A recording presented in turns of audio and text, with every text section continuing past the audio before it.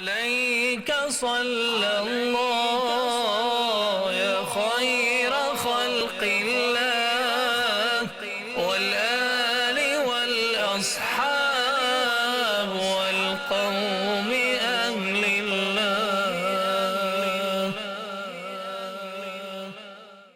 ہو سکتا ہے کہ آپ میں سے کسی کے بارے میں یہ شور برپا ہو جائے، بلکہ ہم میں سے کسی کے بارے میں یہ غل پڑ جائے کہ رات کو تو یہ بھلا چنگا سویا تھا، لیکن صبح دم جب نوکری کے لیے جگایا، جب کام کاج کے لیے اٹھایا تو معلوم ہوا کہ آج تو وہ ایسا سویا ہے کہ گویا قیامت تک سویا ہی رہے گا، یعنی اس کی تو روح پرواز کر چکی ہے.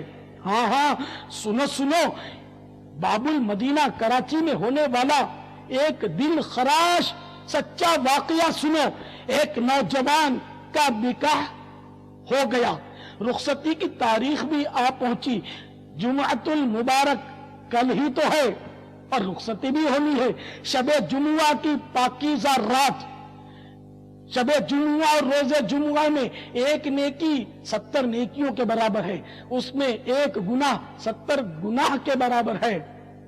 ایسی مقدس رات میں شکرانے کے نوافل ادا کرنے کے بجائے، شکرانے میں صدقات و خیرات لٹانے کے بجائے شیطان کی پیروی میں اس مبارک شب میں ناچ رنگ کی محفل برپا کی گئی. خاندان کی بہو بیٹیاں طبلے کی تھاپ پر رقص کر رہی ہیں اور مرد بھی بے ڈھنگے پن کے ساتھ ناچ کر اپنے فن کا مظاہرہ کر کے داد وصول کر رہے ہیں. رات بھر اودھم مچا کر جب جمعۃ المبارک کی صبح فجر کی اذانیں شروع ہوئی تو بجائے مسجد کا رخ کرنے کے سب لوگ سونے کے لیے اپنے اپنے گھروں کی طرف نکل گئے. دولہا بھی اپنے بستر پر جا لیتا. رات بھر کی تھکن کی وجہ سے فوراً آنکھ لگ گئی. اے پیارے پیارے اسلامی بھائیوں، اے میری اسلامی بہنوں، ذرا کلیجہ تھام کر سنو.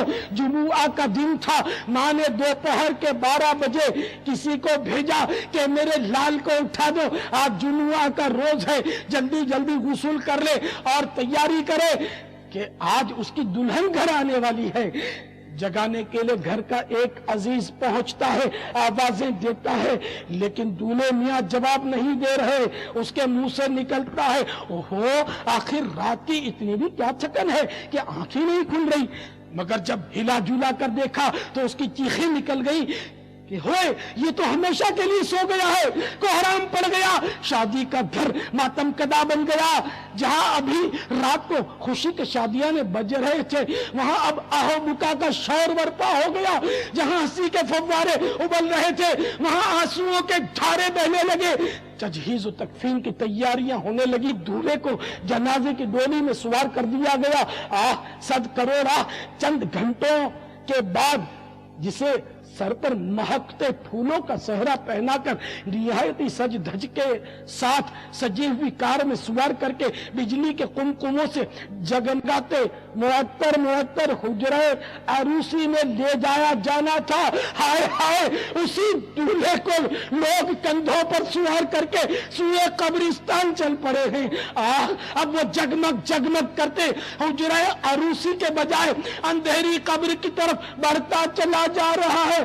اب اسے رنگ برنگے پھولوں سے سجے ہوئے اور روشنیوں سے جگمگاتے حجرہ عروسی میں نہیں بلکہ کیڑے مکوڑوں سے ابھرتی ہوئی وحشتناک قبر میں رکھا جائے گا.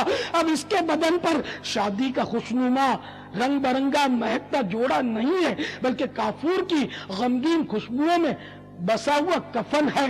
اور دیکھتے ہی دیکھتے اس دولہے کو قبر میں اتار دیا گیا.